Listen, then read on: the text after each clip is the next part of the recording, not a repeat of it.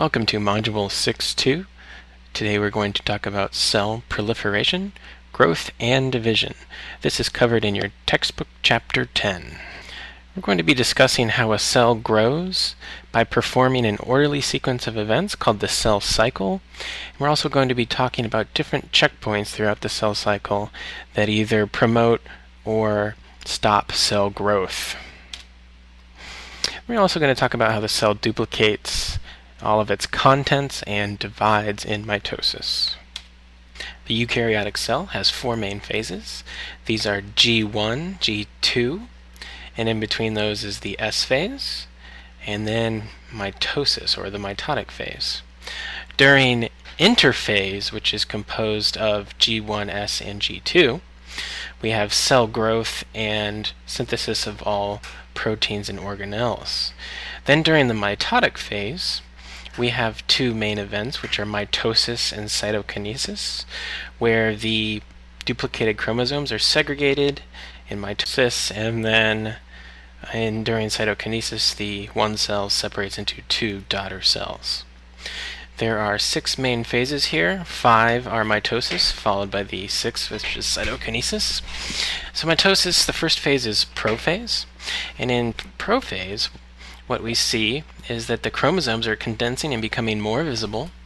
You can see that up here we have a cartoon view, and down at the bottom we have the actual view. This at the bottom is a fluorescent image, where the blue fluorescent images are DNA, and the green are microtubules, which form the spindle fibers. So during prophase we have the spindle fibers forming, and we also have the nuclear envelope, which is the bilayer membrane around the nucleus that breaks down. And then we move on to pro-metaphase. The chromosomes continue the condensing they started in prophase, and then you have the centrosomes moving towards opposite poles of the cell. You can see that down here. Next is metaphase. In metaphase you have a fully developed mitotic spindle, which you can see as the green fibers.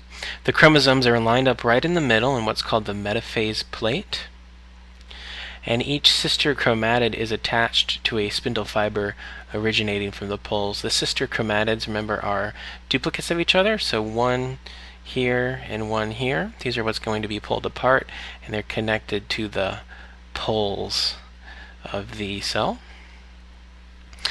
Then you have anaphase. This is where you have the actual breaking apart of the chromatids. So these sister chromatids are broken apart, and they are now called chromosomes, and they are pulled towards the opposite poles.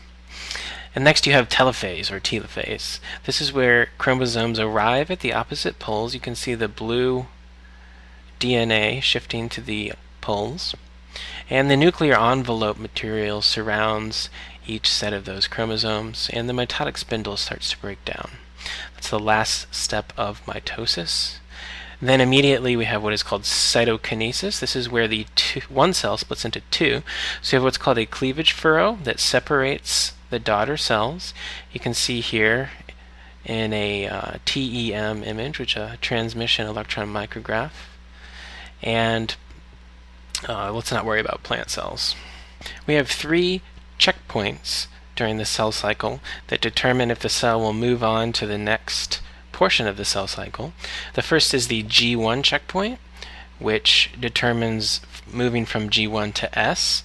Here the integrity of the DNA is assessed. Next checkpoint is the G2 checkpoint. Here we actually look for proper chromosome duplication. So if there's been any errors during DNA synthesis in the S phase, then the cell will not proceed into mitosis, because you do not want to have a daughter cell that has incorrectly replicated DNA. And finally, there's an M checkpoint, which is where we check that each kinetochore is attached to a spindle fiber.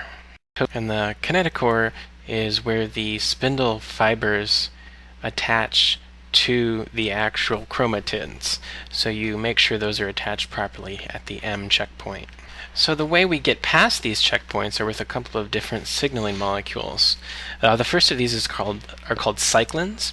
So you see, as you look along the different phases, you can see that cyclins A, B, D, and E each have a different concentration, and their concentration peaks right at the checkpoints that we were just talking about.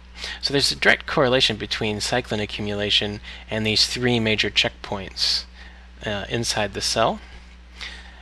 And after the checkpoints, you can also see that they decline. So they rise up right before a checkpoint, reach their maximum at a checkpoint, and then they're degraded after that checkpoint has been passed. But it's not the cyclins themselves or by themselves that get us through a checkpoint.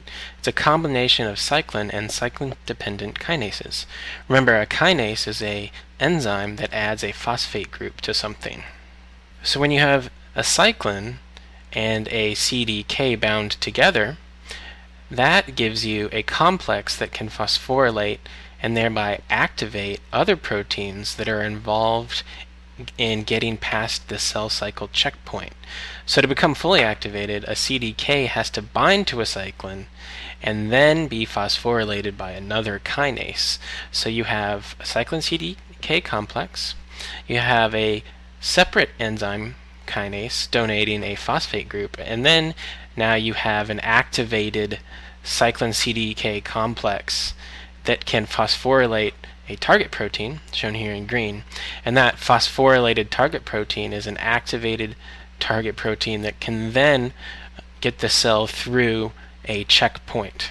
So just as we have cyclin CDK molecules as positive regulators getting us past a checkpoint, we also have negative regulators that prevent us from passing a checkpoint.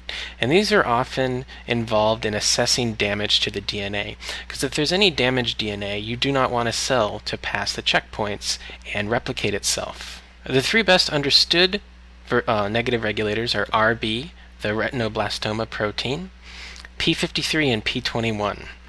And these are a group of tumor suppressor proteins because damaged DNA being replicated can lead to cancer, which can cause tumors. So these kind of proteins prevent cancer from forming, so we call these tumor suppressor proteins. These usually prevent a cell from getting past G1, because after G1 we have synthesis, so we want to prevent a cell from synthesizing and duplicating its DNA. So the P53 is going to downregulate or negatively regulate the passage of a cell from G1 to S. It does so if it detects damaged DNA. So if P53 sees some damaged DNA, it's going to halt the cell cycle and it's going to recruit repair enzymes to fix the DNA. And then it can go through the checkpoint. However, if the DNA cannot be repaired, then P53 will trigger apoptosis, which is programmed cell death. P53, once it gets to a certain level, starts to enforce or help the production of P21, which enforces the halting in the cell cycle, and it does so by binding to and inhibiting the CDK cyclin complexes. So if you have an inhibitor of CDK cyclins, you're going to prevent the cell from moving on to the next checkpoint. So what happens if we have a damaged P53? On the left you see a normal P53, which is, if it notices DNA damage, recruiting it repair enzymes, and if those don't repair the DNA, then it goes and it stops the cell cycle and it goes into apoptosis. However, if P53 is damaged, then it doesn't stop the cell cycle, even if the DNA is damaged. So if P53 is out of commission, we have a cell cycle continuing with potentially damaged DNA, and that can lead to cancerous cells. So the way P53 is damaged is actually if you have a mutation in the P53 gene, you will produce an ineffective P53 protein. And if that protein isn't working, you can then have DNA that is damaged not be repaired and be replicated in its damaged form. And this can lead to cancerous conditions. But if you do have a functioning P53, we said that if DNA cannot be repaired, it goes into apoptosis. So let's talk about apoptosis and necrosis. Both apoptosis and necrosis result in cell death, but they do so in very different ways. Apoptosis is a physiological event, the role of apoptosis is to balance mitosis in all tissues. So if you have cells that are constantly dividing and you have no way to get rid of older cells, then you would result in an organism that cannot control its size. So as you make new cells, you need to get rid of some old ones. So this is also intervenes in normal processes like embryogenesis and tissue remodeling. And the opposite of this is necrosis, which is a pathological event. This is the result of an acute injury, typically acute ischemia, which is a loss of oxygen to a tissue due to usually a blocked artery. So if you have a infarct, for instance, near your heart, you'll have your heart tissue, which doesn't receive any oxygen, and then the tissue itself will actually die. You'll have necrosis, a pathological event. So here's another further comparison of the two processes. I'm sorry, but I switched sides on you, so now apoptosis is over here on the right and necrosis is on the left. We got the colors the same though. So in apoptosis, the cell shrinks. We get what's called blebs. The cytoskeleton collapses, so the cell is going to lose its shape. It's going to lose its connection to any extracellular matrix, and it's going to die neatly without any leakage. So it essentially kind of forms into these little